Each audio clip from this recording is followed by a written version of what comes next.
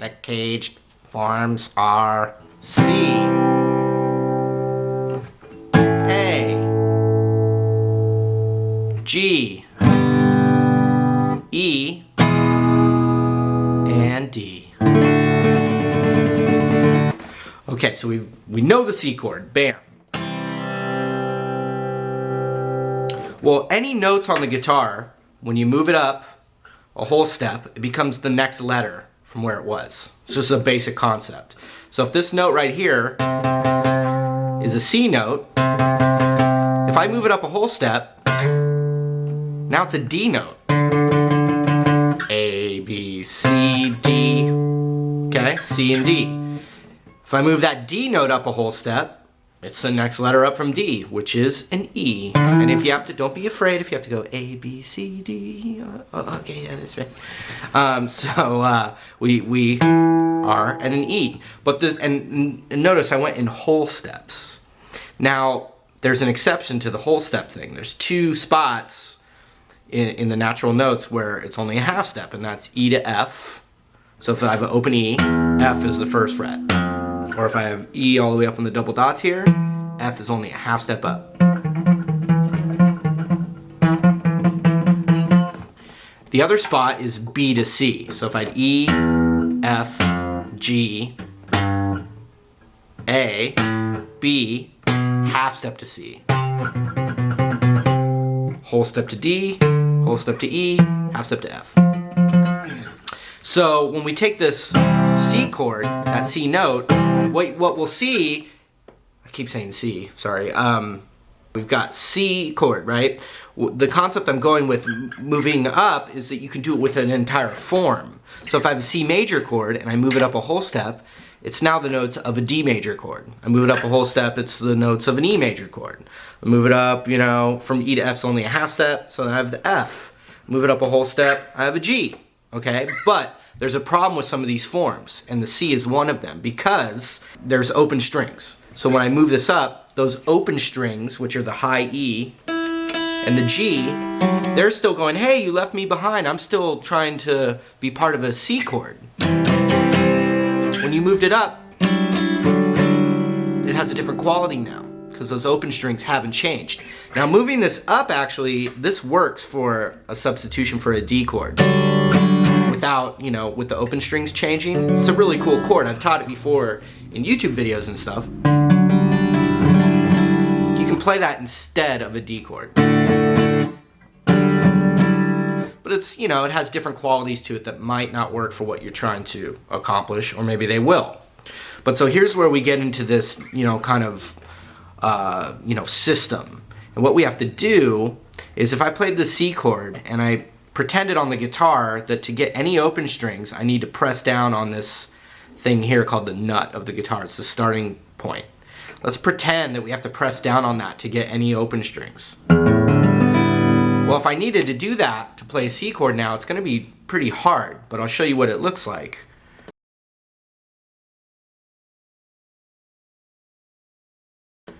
I'm going to bar this starting point, because that's what we're pretending we need for open strings. And then I'm going to use the rest of my remaining fingers to try and play that C chord. And it's tricky.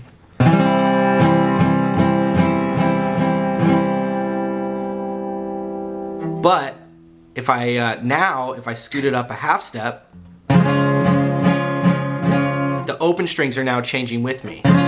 And the thing is, we don't play the low E in here, so instead of barring the whole thing, you can really all we need is the G and the high E covered. So we can just kind of cover the top three strings here and then form that shape.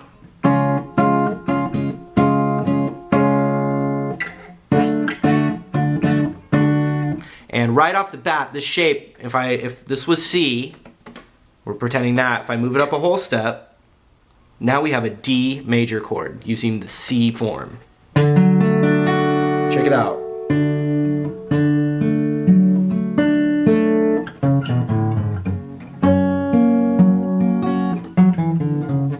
See that?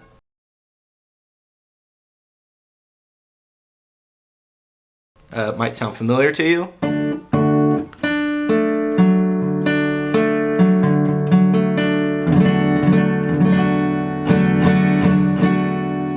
So that is the C form that is now movable. And if we know that E to F's a half step and B to C is a half step, but everything else is a whole step, then we can just use this form and move it around to play you know, any major chord now. So let's try it. I'm just gonna, I'll quiz you, but then I'll walk you through what I'm trying to get going here.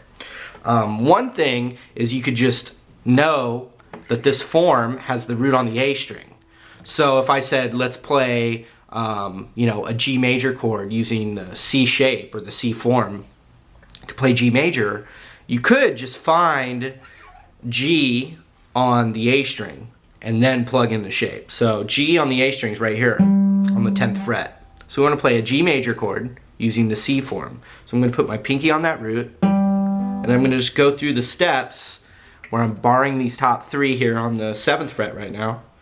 Middle finger right there, and we got this.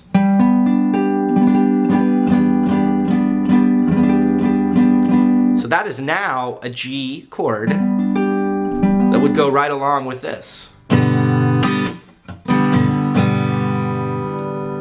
Now check it out, here it is.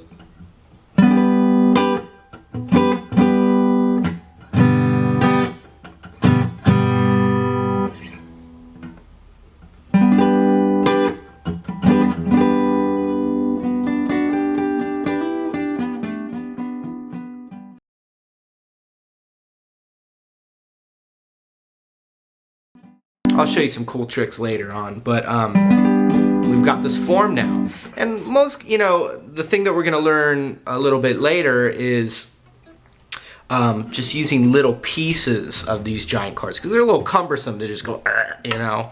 We're using all our fingers, we're using our pinky, or, you know, it can be difficult. So we're not always going to just form these whole things, but you want to know this so we can pick and choose our voicings from this group of notes. Hopefully that makes sense. So let's do it a couple more times with the C form. Let's play an E major chord with the C form. So what we want to do, the C form has the root on the A string, so we're going to go up to the 7th fret, which on the A string is the E note. A, B, half step to C, D, E. We're going to put our pinky there. We're going to do the exact same chord shape. It gets, you know, it takes a little getting used to this this particular shape.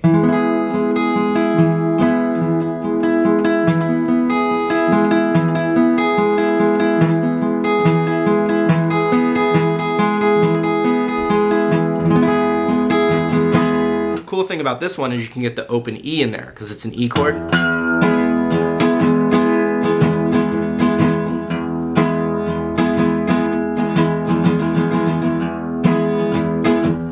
So that, if this is an E major, I can move it up a half step. Now I have an F major, but don't play that open E anymore.